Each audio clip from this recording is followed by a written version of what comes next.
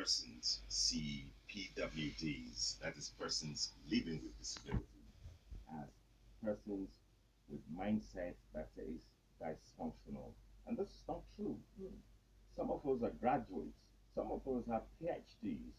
We are ready, willing to work, but there are no opportunities. We suffer a lot of segregation in the society, and this is why we want a reorientation of the mindset of members of society where they can look at us as persons who have the ability to do certain things. You see, when you live with a disability, it means there is a part of you that is not so functional. So we suffer from, you know, our society don't create opportunities. We also don't have inclusiveness.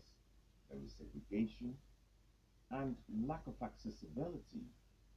And Okay. But here, you've come a long way. Like I was interacting with you, and I said you've done so well for yourself. We used to work together in the broadcast outfit over the years, and I've watched you grow in leaps and bounds to where you are today, and you're living very well. How have you been able to? First of all, how did you come into broadcasting? well, in those days, I had a very wonderful friend, the late Jerry Demois.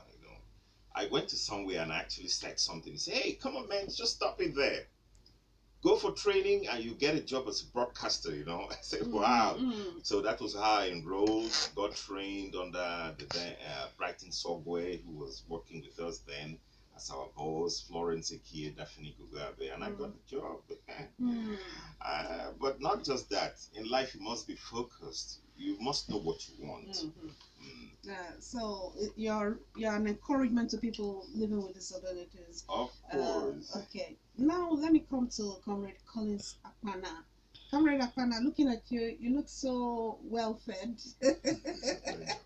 and I don't think you're begging, and you're living with a disability. How has it been for you over the years? It has not truly been easy with me. We struggle like the able ones too. And when you want to struggle like the able ones and the society is not friendly for you, it's really going to be very, very difficult. So those are some of the situations. The environment is not conducive. Accessibility is a problem. Transportation is a problem. When we cannot access even our ATM, we can't go to bank and access our funds on our own. It's a serious challenge. And also inclusiveness in terms of education, in terms of social infrastructures and so on. These things have been a burden. So we are really, really being bombarded with several challenges. Okay, Pierre, when you talk about inclusiveness, can you throw more light on it? Inclusiveness. In what sense? In the sense that we must be accepted in society as persons who are productive. We must be allowed to contribute our quota. A situation where you are not given an opportunity to be productive, it's unfortunate, and this is what we don't want. Okay, look at a situation where those of us who are lawyers and on wheelchairs, we can access courtrooms that are upstairs because of the non-functionality of the lift. That means that lawyer has lost that brief. It's impossible to handle such a court case. You go to public places and you want to park, they ask you to park at the fringes, so far away. And before you toil, work, and get to the venue of maybe a public reception or something, civic reception or something, it's so difficult. You've lost a lot of energy. So it's difficult. There are so many things we can achieve if um, the law, because what we are, as a matter of fact, asking for is the implementation of the law.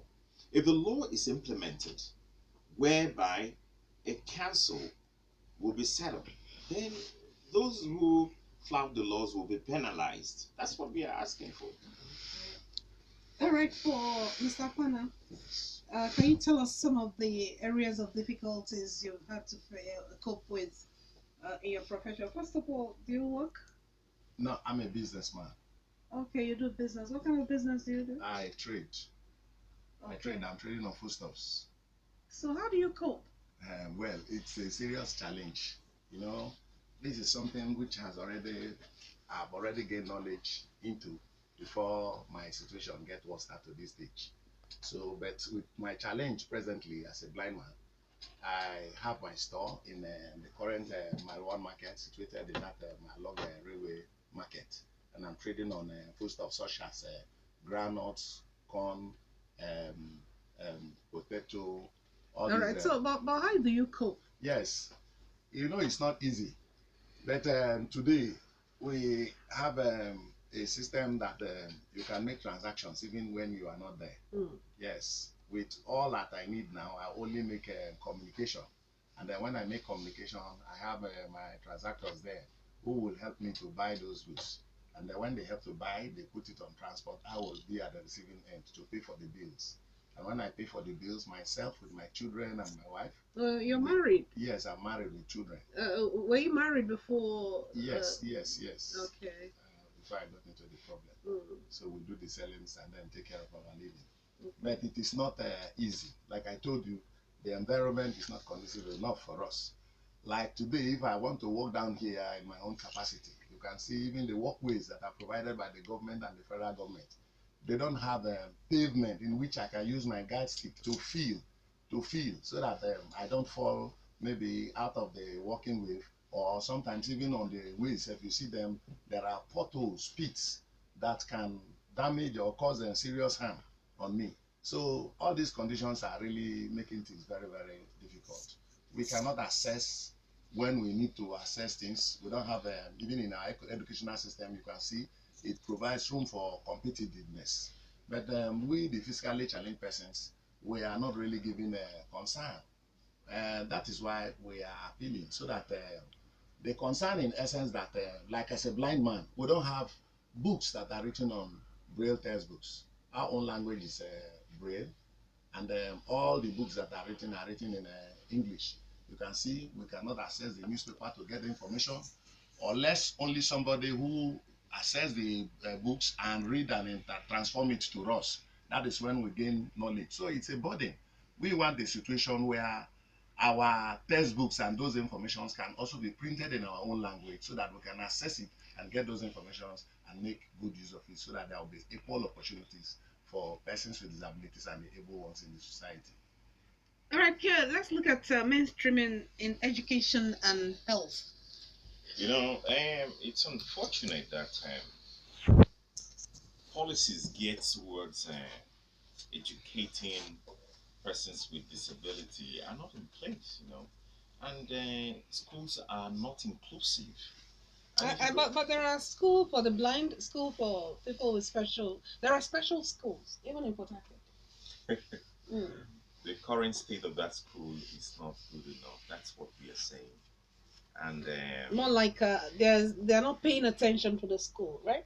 yes, not only that, the facilities there, for instance, braille machine for the blind are not there. And the blind can't read without a braille machine. What about the deaf? The presence of sign language teachers are very low. You see, they are not up to the number of students in the school. Then what about other facilities for education? They are not there. So what we are asking is these things should be improved. And then during the rainy season, the school is also, you know, flooded.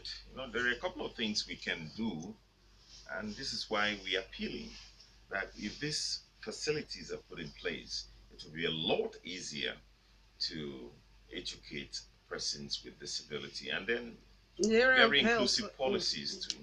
What about in the health? When you go to the hospitals, how? Oh my God, it's terrible. Just take for instance a hearing impaired person in the hospital. Who is going to tell the doctor Hmm. where the pains are? So Or what is you actually must the always go with someone, right? Yes. No. It's not just going with someone. You must go with an interpreter. Wow. Honestly. So, and those of them who do not have a financial wherewithal, how are they going to get a sign language interpreter in order to tell the doctor what is actually their problem? You see, we also advocating that sign language should be incorporated in the school curriculum, and that will help so that every child, especially in the inclusive schools, will be able to communicate. And with that, we increase the total number of persons who can communicate with the hearing impaired. Okay, let's look at issues of employment. How has it been, Mr. Akpana? Hmm. It has not been easy. This is why we say equal opportunities are not given to us. People with disabilities are of different categories. There are those who have professional skills, and there are those who are educated. Among us, we have lawyers, we have doctors, we have people with different professions. But at the end of their career, you see them not gaining employment. There's general it's a general situation now in the country that people are there's no employment. No, Rachel, there is a law at the moment allocating or allotting 5% to persons with disability. Women, appointed positions have this 35% affirmative action. So something has been done to ease the pains we experience. So sometimes we are actually not even asking for 5%. What we are asking is just out of maybe 100 persons you're employing, can you just take one or two? But at the end of the day, they will just tell you no. They can't do that. So it becomes so painful, honestly. So we also using this fora. We've embarked on advocacy, public enlightenment, sensitization, reorientation. It's a process. So we are using this opportunity to appeal to companies operating here in River State to create that avenue where our people will be employed, and that will help us, and that will create an inclusive society. Okay, so still, Mr. Kwana, the issue of discrimination, still on the employment and other issues. You mentioned that you're facing discrimination in the society. Can you throw more light on it? Yes. Discrimination from people around you, from family or friends, or all over. We're having even family. This aspect of not receiving us, accepting us. In fact, it's a total challenge, not only to the family, all around the society. The other day, I stopped a bus and I was coming towards my one. When my son picked me to the bus, or getting to the bus, the driver said, no, close the door. And they closed the door and drive away. It was not that I came to beg them for free transport. I got annoyed, in fact. I told them, what is the problem? I have my money with me at hand. In another day, I was coming back from the church. Just on the way, somebody saw me. The man just ran to me and then put something in my hand. When I opened it, I said, what is it? Who is he? Why is he giving me? My son told me 200 naira. I said, what is he giving me the money for? He said, take. I said, no. Come on, stop him. How dare you give me money without informing me what I'm going to use the money for? I said, please, I'm not a beggar. Likely you may have seen me as a beggar. That is why you run to give me money. Take your money. I am not a beggar. I have money. What about the... yes, a friend's... I just want to relate to you a friend's experience. When it comes to marriages, it becomes very difficult. How many parents are willing to allow their daughters get married to persons with disability? It's a very serious problem. There was a case where one of our friends, was to get married. He appeared in the sitting room, waiting for the parents to come. The girl had joyfully went in to call the parents. They sat down, and the guy actually was pressed, and he wanted to go to the gents. So by the time he stood up with all the gadgets and everything, the father was living with rage. What? He called the girl, Ada, what is this? Is this all the money I've spent on you in the university? Yeah, and you are bringing this thing to the house. So you can imagine. It's a terrible situation, but we want the society to understand that persons living with disability are normal human beings who can think and think very well. So please, if you have a child a relative, a friend who is living with disability, what you can do for that person. Please do not lock that person up in the house. Allow the person to interact. So you're talking with parents, not to parents now. Yes, of course. Okay. So Go ahead. Go ahead, Kia. So, as a matter of fact, there are so many experiences,